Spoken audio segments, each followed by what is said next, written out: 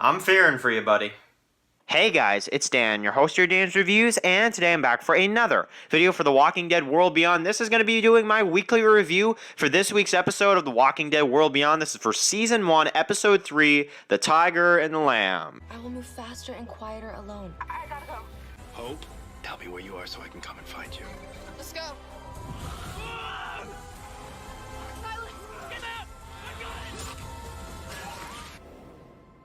Okay guys, just going to be doing my video review for this week's episode of The Walking Dead World Beyond, Season 1, Episode 3, The Tiger and the Lamb. So, holy crap. I mean, honestly, was that not a crazy ending to this episode? So, alright, now, let's discuss this episode all the way through. I have a lot to say for this week's review of The Walking Dead World Beyond, but I can't do this review properly, at least for the ending of this episode. So, we're going to talk about the big moment that we got in this one, and then we're going to jump into our reviews. So, spoiler warning, obviously, if you have not seen this episode yet, we had a huge reveal at the end of this week's episode of The Walking Dead World Beyond. And I was hearing this week that we were going to get something that would change the Walking Dead universe after this episode. So I was really intrigued on finding out what exactly that is. And, yeah, guys, 200,000 people live in the CRM community. That is absolutely insane. And I just, good luck, Rick. I mean, honestly, like, that explains a little bit more on why Rick has not been able to escape. That gives me more of a reason to believe why he hasn't actually escaped. How do you get out of that? Like, it's, you know, it's just, man, wow, absolutely insane. So, hearing that confirmation at the end of the episode, what does that do for the Walking Dead universe? What does that do for the Rick Grimes movies, you know? Because that amount of people, it's not like any threat The Walking Dead has ever experienced. You can't beat them. There is no defeating them. You can't tell me that there's any way you can defeat these people. Like, you know, I am very, very curious now to see what's going on with Rick. This has made me even more curious to what's going on with Rick. So, yes, 200,000 people live in the CRM.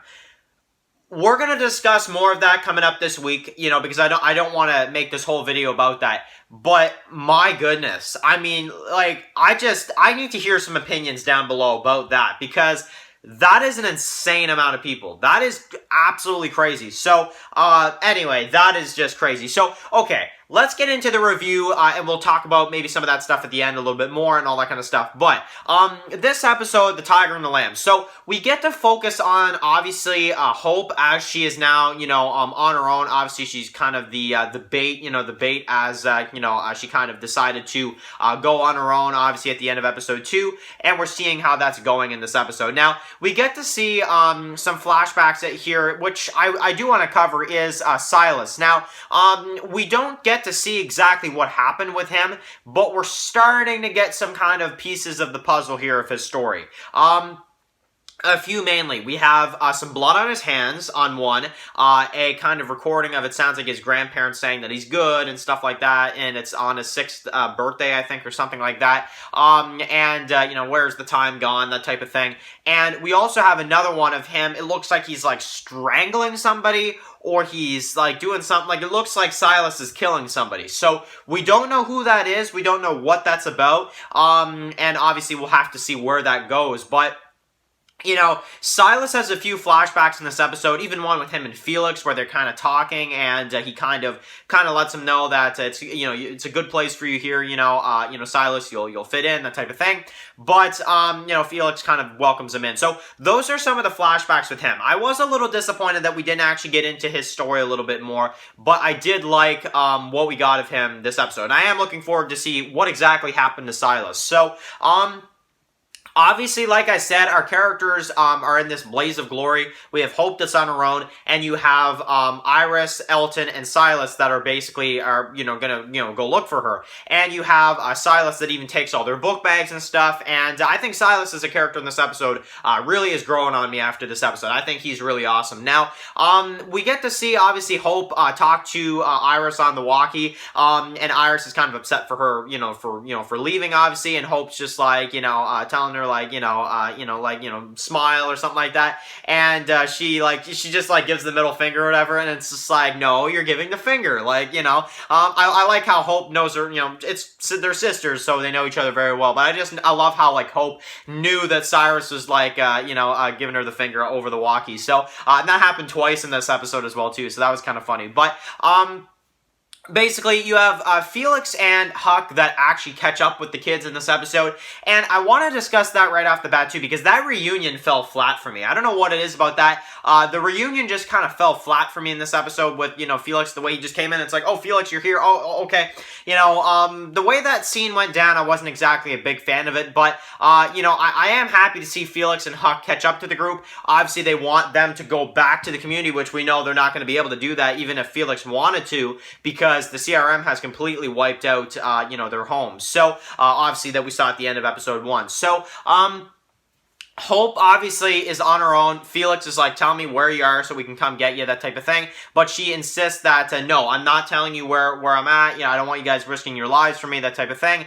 And Hope wants to do this on her own. So, okay, fine. But basically, in this episode, we get to see, which I was very, very happy to see, our characters, obviously, they put their masks on, which is, obviously, it's just, I don't know, it has more to it now than, back then when they actually filmed it. It's just crazy to me. But they all put masks on, they go out there, and basically they start killing these walkers, and they're gonna go for it anyway. And basically, Hope is on her own. You have a walker that kind of comes up to her, and we have, Iris that catches up to Hope. Now, this is really cool because this is actually the first time we ever see, finally, Iris kills a walker or an empty in this show.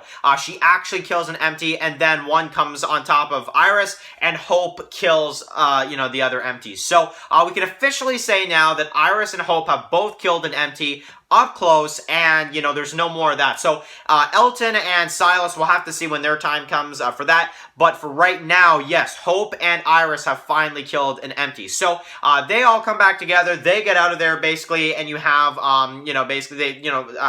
Silas, once again, holding up the fence so they can all kind of get out. And, he's making sure everybody gets out. Elton grabs his things and, kind of tosses it out. And they basically get out of the blaze of, glory. So, and that is that. So, the group is all together now. Obviously, we have, kind of some chill, type of scenes here kind of playing through. And like I said, though, at the same time, we have some of Silas's, flashbacks throughout, which I am interested to see where those, where those actually go. But basically, we have Iris and Hope that are talking. Now, Hope basically lets Iris know the full story of what happened the night the sky fell. Now, it is a very, emotional scene, and I think this is one of the highlights for me in this episode is when Hope tells Iris, and I like how I agree with Iris when Hope is just like, I should have told you. She's like, yeah, you should have. Why you waited this long is beyond me. But again, Hope tells her basically that I shot, the pregnant lady, it was me, I killed her, and I didn't tell you the full story, and now, Iris is, pretty much caught up to exactly what happened. So, what is that going to do for Iris's character now that she knows the truth? That is very interesting, but the one I'm more interested in finding out is when Elton finds out, which I'm assuming they're going to touch on this at some point coming up soon. I don't know if it'll be this season, maybe season 2 they'll go into that, I don't know. But when will Elton find out that Hope killed his mom? That's what I'm very interested in, and just how that all goes between Elton and Hope. That's going to be very interesting. So, because obviously, we know that, Elton's mom was killed by Hope, but Elton's mom also had a gun pointed to, Hope's mom and Hope and Iris's mom. So just what is that going to do with the two sisters to Elton and just that whole drama? Where does Silas fit into all this? Because we know he's got, he's kind of afraid of himself, as he says. So the group all has things kind of going on, with them in this episode. But that scene when they're talking on the dock and, she kind of lets Iris know, very good scene. One of my favorites of this episode. Now, Felix doesn't really want to go along with them, but the 4 kids are all like, you know what? No, you can't convince us to go back, Felix. We're going to be out here. We're looking for our dad. Not even you can stop us. So, Felix kind of has no choice. Huck, I guess, kind of agrees with the kids. More so like Huck, as she says twice in this episode, the kids have a good point, And Felix is, I guess, just kind of like, Felix is at a point where he's like, I'll go with the kids right now to protect them, but I'm not good with this. Like, I'm not good with this idea. But again, Felix probably does have a small part in him that's kind of like, yeah, I would like to go to New York to see, the kid's father again, and to see him again. I want to get my friend back, that type of thing. I want to, get these, two girls, father back. But the other part of him is like, man, we really got to go back though. So Felix, I guess, decides for now at least that he's going to go with the kids on this mission, and I was shocked on how easily it went, but I really did like it, and I thought it was, pretty cool, and I like the, little jokes like, Iris and Hope, they're just like, the jackets look better on us, and Felix like, I don't know, but anyway, so Felix continues to be one of my favorite characters in The Walking World Beyond. Hope, obviously, is another one, and also, I think Elton is, another character that's really definitely standing out, and Silas is definitely starting to, go up there as one of my favorites. I am looking forward to seeing if we get some kind of, flashback or, some kind of thing for him, though, coming up soon. So, we'll have to see where that goes. But, basically, you have a little scene between, Silas and Iris, basically, at the end of this episode, as they kind of go off on their mission. So, that's very interesting. Very excited to see where that goes. So, the stuff with all the kids in this episode, I thought it worked. I thought it was great. I thought the stuff with Felix in this episode as well, him being with the kids now, kind of just going with them until they can kind of figure out what they're going to do. And how exactly they're going to do this. So, I'm very excited to see that. But let's go into this a little bit more. The ending of this episode. So, we get to see Elizabeth's, apartment or house or whatever in the CRM. And I'll put up an image right here. If you guys can see, there is a huge city that she has the view to in her, apartment or house or whatever. Yeah, it seems like this is our first scene to at least one of the places of the CRM. Because you can see the cityscape, obviously right there. Wow, crazy. So, basically, you've got this lieutenant from the CRM that doesn't really agree with what they did, obviously murdering all these people. Elizabeth kind of is, kind of saying that, we are the last light of the world. We've got schools, we've got all this stuff, and she is making it sound like they are like she said, we are the last light of the world. We are the last bit of the normal world that we have left, but obviously there's something dark to it, because why isn't Rick allowed to leave? Why is all this the way it is? Obviously we're gonna have to get some more answers, at some point. But 200,000 people live in the CRM. We will probably delve into this a little bit more in a video where I'm not trying to do a review, but all I can say for right now, I need some comments from you guys on that. What does this mean for the Rick Grimes movies? What does this mean for the CRM? And they're, undefeatable. You're telling me that, sometimes, even, some people said, oh, we'll see, Daryl and the others versus the CRM at some point, to try to get Rick back. No, they have no chance against the CRM. That is for sure. That there's no way. And just seeing that scene with Elizabeth at the end, looks like she's kind of having a bit of a breakdown by the end of the episode. But,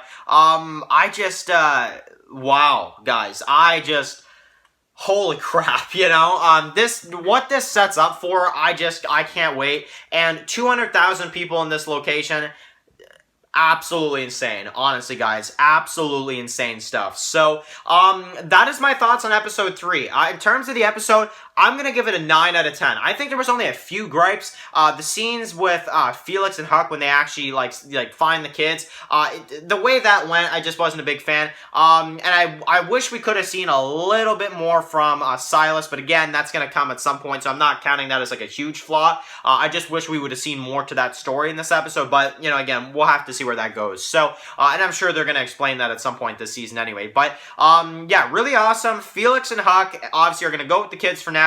We'll have to see where that goes in episode 4 and onward. And just this whole CRM thing, I need some comments from you guys after that. That is an absolutely insane reveal, and I definitely want to hear from you guys. What do you guys think of the 200,000 people? What did you guys think about this episode overall? I want to hear that in the comment section below. Thank you guys so much for watching this video. Write your comments in the comment section below. absolutely insane ending to this episode and a really, really enjoyable episode overall. So, anyway, guys, thank you guys so much for watching this video. Write your comments in the comment section below. If you guys are new here, click the subscribe button to miss any of my videos for The Walking Dead World Beyond. Follow Dance Walking Reviews on Instagram, guys. And, of course, I'll see you guys really soon for another video for The Walking Dead World Beyond. Enjoy the rest of your day, guys, and peace out. Anybody out there?